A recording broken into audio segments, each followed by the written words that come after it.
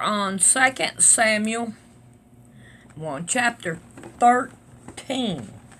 Well, we're moving right along now. I can't wait to get into the prophecies. That's what I'm looking forward to. We still got a few books to go. We got the Kings, the Chronicles, and then we got Psalms and Esther and all. Anyway, let's see what we got here. And it came to pass after this that Absalom, the son of David, had a fair sister whose name was Tamar, and Amnon, the son of David, loved her. And Amnon was so vexed that he fell sick for his sister Tamar, for she was a virgin. And Amnon thought it hard for him to do anything to her. But Amnon had a friend whose name was Jonadab, the son of Shimei, David's brother, and Benadad was a very subtle man. And he said unto him, Why art thou, being the king's son, lean from day to day? Won't thou tell me? And Amnon said unto him, I love Tamar, my brother Absalom's sister. Wait a minute. I love my brother Absalom's sister. Okay, that must be the same father but different mothers. And Jonadab said unto him, Lay thee down on the bed, and make thyself sick. And when thy father cometh to see thee, say unto him, I pray thee, let my sister Tamar come and give me meat, and dress thee meat in my sight, that I may see it, and eat at her hand. Ooh. And Amnon lay down and made himself sick, and when the king was come to him, Amnon said unto the king, look at David, I pray thee, let Tamar my sister come, and make me a couple of cakes in my sight, that I may eat at her hand. And David sent home to Tamar, saying, Go now to thy brother Ammon's house, and dress him meat. Tamar went to her brother Ammon's house, and he was laid down. And she took flour, and kneaded it, and made cakes in his sight, and did bake the cakes. And she took a pan, and poured them out before him, but he refused to eat. And Amnon said, How does he have out all the men from me? That they went out every one from him. So he told all the men to go out. And Amnon said unto Tamar, Bring the meat into the chamber, that I may eat of thy hand. And Tamar took the cakes which he had made, and brought them into the chamber to Amnon his brother. Now, let's just think about this. She's doing this because she loves her brother. She wants to help her brother. And evil is coming upon her. I see it. And when she had brought them into meat to eat, he took hold of her, and said unto her, Come lie with me, my sister. And she answered him, Nay, my brother, do not force me, for no such thing ought to be done in Israel. Do not thou this folly. And whether shall I cause my shame to go? And as for thee, thou shalt be as one of the fools in Israel. Now therefore, I pray thee, speak unto the king, for he will not withhold me from thee. In other words, if you want to marry me, ask the king. How it be it? He would not hearken unto her voice, but being stronger than she, forced her and laid with her. In other words, they had sex. You know, the word that nobody wants to say, the F word, it's a word. It was back then and it is now. And they mean the same thing. I don't understand why people are so engulfed in words when there is bigger fish to fry, like the homeless, the people that are doing abortions. Okay, I'm quitting.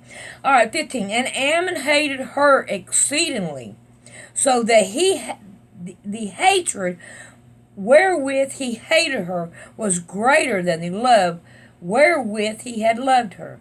And Ammon said unto her, Arise, be gone. Now ain't that just rude? He took advantage of her, and then get away from me. I don't want you no more. Oh, that was horrible. And she said unto them, There is no cause. This evil in sending me away is greater than the other that thou didst unto me. But he would not hearken unto her. In other words, I abused you and I used you. It's time to go. Look, that was more hurtful to her than the rape was. When he called his servant that ministered unto him, and said, Put now this woman out from me, and bolt the door after her. And she had a garment of divers colors upon her, for which such robes were the king's daughters that were virgins' apparel. In other words, she had a coat on her. It said, Hey, look, I'm a virgin. Now his servant brought her out and bolted the door after her. And Tamar put the ashes on her head and rent her garment of divers colors that was on her, and laid her hand on her head, and went on crying. And Absalom her brother said unto her, Hath Ammon thy brother been with thee? But hold now thy peace, my sister.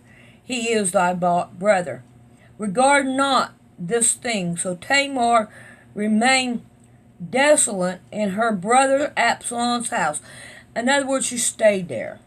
But when the king David heard of all this thing, he was very wroth. And Absalom spoke unto his brother Ammon, neither good nor bad. For Absalom hated Ammon, because he had forced his sister Tamar. And it came to pass, after 2 full years, that Absalom had sheep shearers in Baalah Hazor, which is beside Ephraim. And Absalom invited all the king's sons. And Absalom came to the king and said, Behold now, thy servant hath sheep shearers.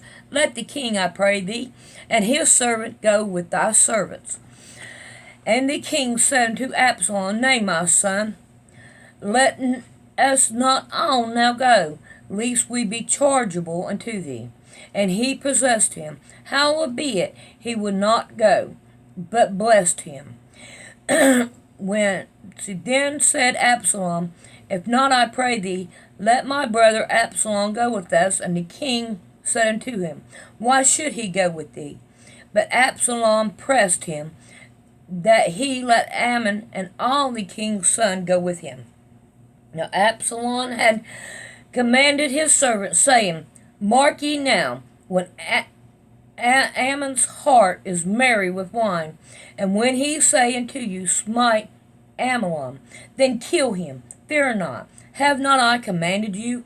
Be courageous and be vigilant. So he is going to kill his brother. And the servant of Absalom did unto Ammon as Absalom had commanded. Then all the king's sons arose, and every man got him up into his mule and fled. In other words, they all left. Who's next? And it came to pass, while they were in the way, that tidings came to David, saying, Absalom has slain all the king's sons, and there is not one of them left. Wow. Then the king arose, and tore his garment, and laid on the earth, and all his servants stood by their clothes rent. Now I want you to pay attention. All the sons are dead. If you think about this right here will go back to Job, if y'all have ever read the book of Job. And Jonadab, the son of Shema, David's brother, answered and said, Let not my lords suppose that they have slain all the young men, the king's son, for Ammon only is dead. For by the appointing of Absalom he hath been determined from the day that he forced his sister Tamar. In other words, he's saying, look, one brother was after that brother for doing that his sister the way he did, and it was due him. Now therefore, let not my lord the king take the thing to his heart, to think that all the king's sons are dead, for Ammon only is dead. But Absalom fled, and the young men that kept the which left up his eyes. And look, and behold, there came much people by the way of the hillside behind him. And Jonadab said unto the king, Behold, the king's sons come, as their servant said, so it is. And it came to pass, as soon as he had made an end of speaking, that behold, the king's sons came, and lifted up their voices and wept. And the king also, and all his servants, wept very sore. But Absalom fled, and went into Talmai, the son of Ammihud, king of Geshur, and David mourned for his son every day. So Absalom fled and went to Geshur, and was there 3 years.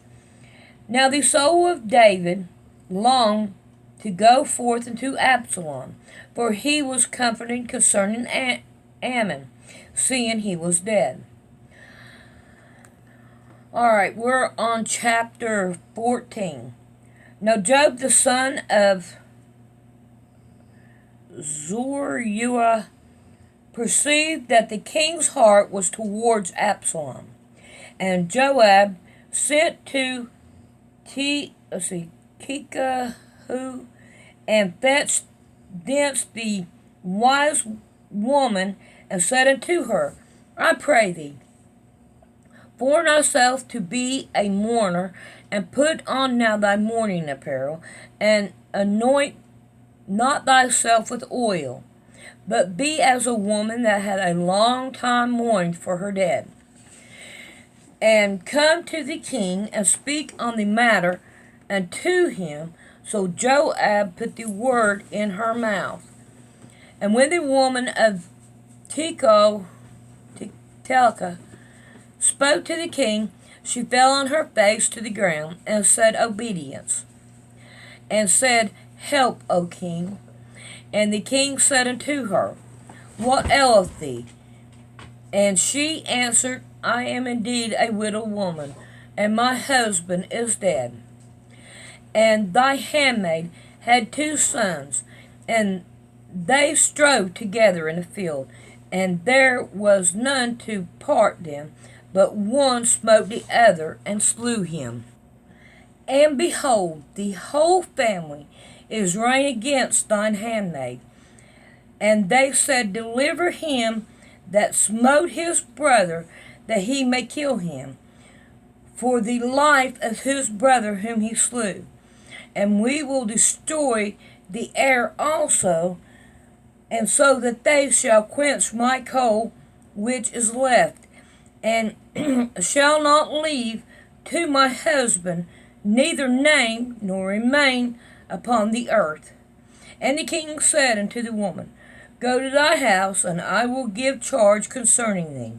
And the woman of Tekoa said unto the king, O Lord, O king, the iniquity be on me and on my father's house, and the king and the throne be guiltless.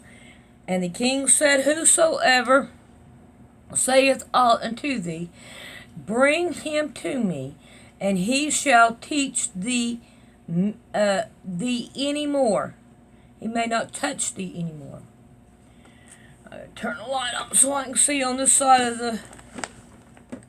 Alright. Then said she, I pray thee, let the king remember the Lord thy God, and thou wouldest not suffer the revenge of blood to destroy any more, lest they destroy my son. And he said, As the Lord liveth, there shall not one hair of thy son fall to the earth. Then the woman said, Let thy handmaid, I pray thee, speak one more word unto my lord the king. And he said, Say on. And the woman said, Wherefore then hast thou touched such a thing against the people of God? For the king doeth speak this thing as one which is folly. And the king doeth not fetch home again his banish. For we must need die, and are as wet as water spilt on the ground, which cannot be gathered up again. Neither doeth God repent any person, yet doeth the devise mean that his banish be not expelled from him. Now therefore, that I am come to speak of this thing unto my lord the king, it is because the people have made me afraid. And thy handmaid said, I will now speak unto the king. It may be that the king will perform the request of thy handmaid. For the king will hear to deliver his handmaid out of the hands of the man that would be destroying me and my son altogether out of the inheritance of God. Then thine handmaid said, The words of my lord the king shall now be comforted. For as an angel of God, so is my lord the king to discern good and bad. Therefore, the Lord thy God will be with thee. And then the king answered and said to the woman, Hide not from me, I pray thee, the thing that I speak, I shall ask thee. And the woman said, But my lord, the king, now speak. And the king said, Is not the hand of Joab with thee in all this? And the woman answered and said, As thou so liveth, my lord the king, none can turn to the right hand or to the left from aught that my lord the king has spoken. For thy servant Joab, he bade me, and he put all these words in my mouth of thine handmaid. To fetch about the form of speech has thy servant Joab done this thing, and my lord is wise according to the wisdom of an angel of God, to know all things that are in the earth. So Joab is calling or getting her to come and talk to the king and see if he's mad at her or what. No. And the king said unto Joab, Behold, now I have done this thing. Go therefore, bring the young man Absalom again. Well, and Joab fell to the floor on his face and bowed himself, and thanked the king. And Joab said, Today thy servant knoweth that I have found grace in thy sight, my lord, O king, in that the king hath fulfilled the request of his servant. So Joab arose and went to Geshur and brought Absalom to Jerusalem.